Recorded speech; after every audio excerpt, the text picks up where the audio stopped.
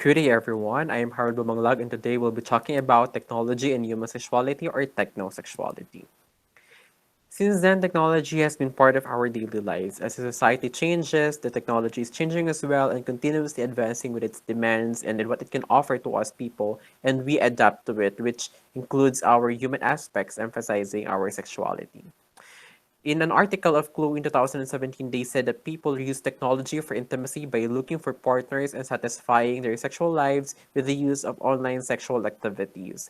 And in our present context, no, when the pandemic hit the world, it forced people to social isolation, it created a wide gap to social interaction that makes the technology become our common ground. And according to the report of Future Sex, more than 25% of young people will have had a long distance sexual experience in the following years.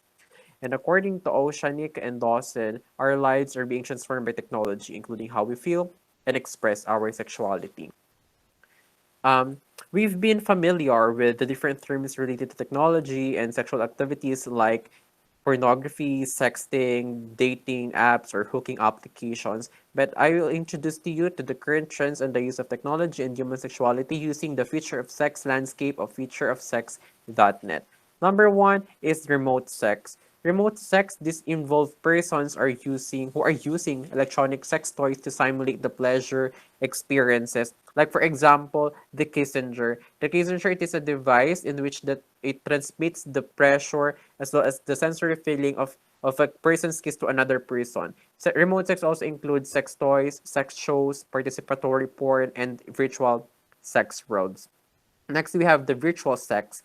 Virtual sex, not this may be in a form of chats or games in which the player are represented using avatars. Remember, I know you're familiar with the game Sims 4. I know there is a feature of Sims 4 that they do virtual sex.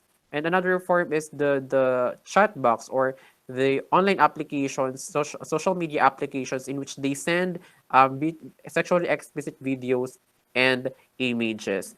This may be also in the form of sex games, erotic playgrounds, or alternative sexual communities, and hyper-realistic avatars.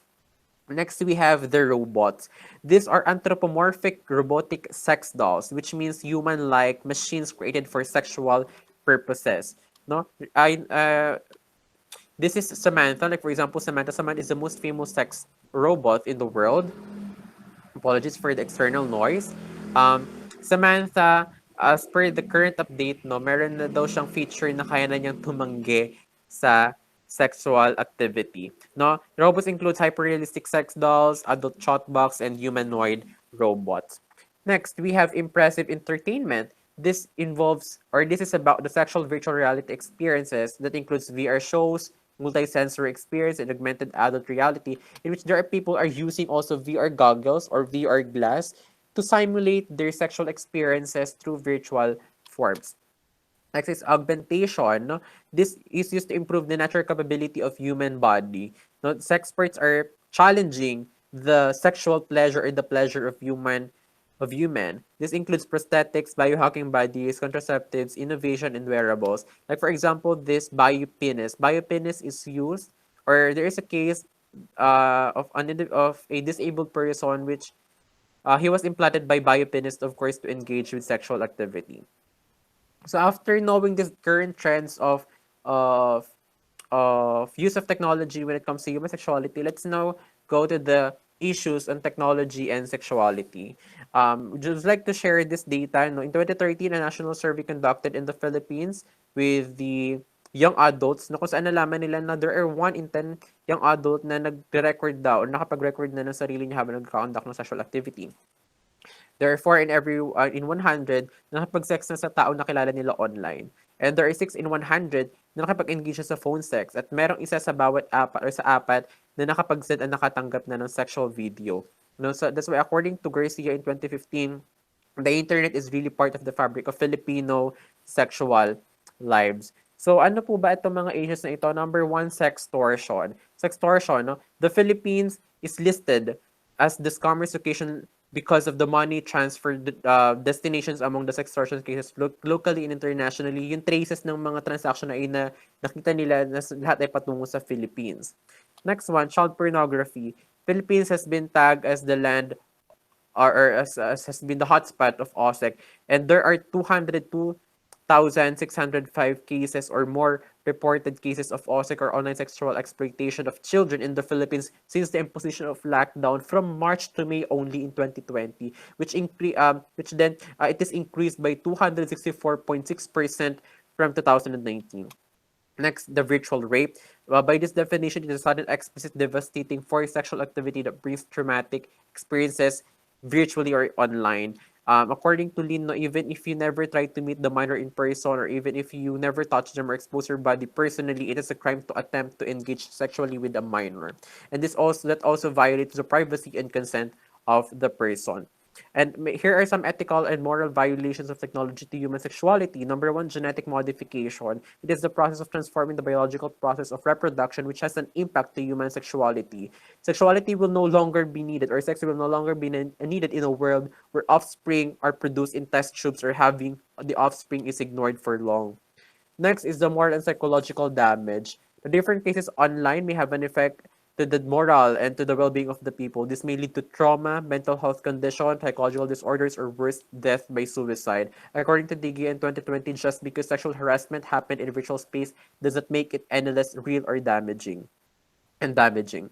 Next, objectification and sexualization. Psychologists and neurologists suggested that sexual posing online may lead to sexualization objectification. This leads people to perceive others less as a human and more assemblage of parts. May also be because of the nature of the content in which the person is being portrayed online. Next is infidelity. These issues now may affect the relationship between couples as well. Sexual insecurities. The online sexual content shapes sexual expectation. Remember in the social dilemma in which there's a mention that teens are undergoing Snapchat dysmorphia because they want to acquire the filters in the Snapchat permanently in their body. Next, sexual grooming. It is a practice of an adult befriending a child, often online, also offline, no, with the intention of abusing the minor. And sexual discrimination. It is involves humiliating individuals on the basis of their sexuality. There is a prevalence, violence, and hate against women, especially the portrayals of women in pornography. That's why, according to Anne Gary, a feminist activist and anti-pornography, no, hindi daw maganda ang portrayal ng mga kababaihan, lagi daw silang submissive. So, sa mga pornographic materials. And there are also cases that enables hate and misunderstanding of SOGI, ST, or sexual orientation, gender identity, and expression, and sexual characteristics, particularly to the LGBTQI people. Remember the case of Jennifer Laude, the transgender who was killed by Pemberton? No, some people are saying that she deserves that, but no, because it doesn't make any sense. Because and so the human sexuality does not permit any people to make harm of them. Next, sexual fantasy. Robots may cater unethical forms of sexuality like rape fantasies and pedophilia. There is a case where a man bought child robots just for the professionals to know na pedophile pala yung taong iyon.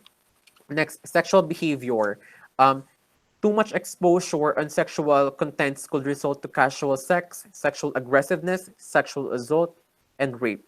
Too much sexual misbehavior may also lead people to acquire sexually transmitted disease like HIV and AIDS because they are misguided. Next, teenage pregnancy. Due to rare safe content and poor guidance, the youth being digital natives with high online engagement with the proper guidance about sex may engage in sexual activities and add to the cases of premarital sex and unwanted pregnancies, particularly teenage pregnancy.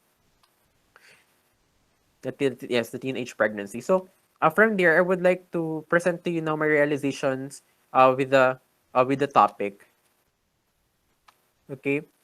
My realization number one: human sexuality is a complex human aspect with complex factors causing complex problems. Because human sexuality is already complex with its nature. So if we tend to mislead this concept or this ideation, it may cause a really complex problem. Next, we have to be vigilant with what we access online, with what we engage, with what materials we're engaging online, because this may affect not just our privacy but also our sexual identity.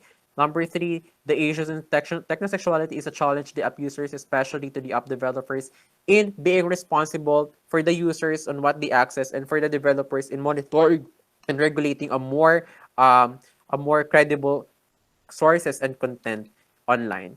Next, the implication of the topic to moral and ethical principles. One, it violates human dignity, particularly in genetic modification, and of course, in creating sex dolls, because there is a case of a woman who asked or who requested a male sex doll or male sex robot na kamukhang-kamukha ng boyfriend niya kasi naka-long distance relationship sila. Two, it bypasses the very essence of human sexuality. Three, we have to strengthen the call for comprehensive sex education in the country, both in home and school, because sex should not be a taboo. It should be a way for the parents and teachers to instill responsibility of their body, of the youth, of the body of the children. Next, we have to strengthen law implementation regulation in the country, because according to a recent article, sinasabi na malaki yung gap when it comes to data. And also, sa cases na yung nabanggit kanina na sa 280 plus thousand na cases ng OSEX sa bansa, only 27 perpetrators lang ang na-convict, ang naparusahan. Imagine the data gap na meron tayo sa bansa. So we have to properly implement our law. So to end this presentation, I would like to leave the quote from the quote or the words statement from Zsolt Istvan. The question is not how technology changes sexuality, but whether sexuality can survive technology. So that will be all for today. Thank you and have a great day.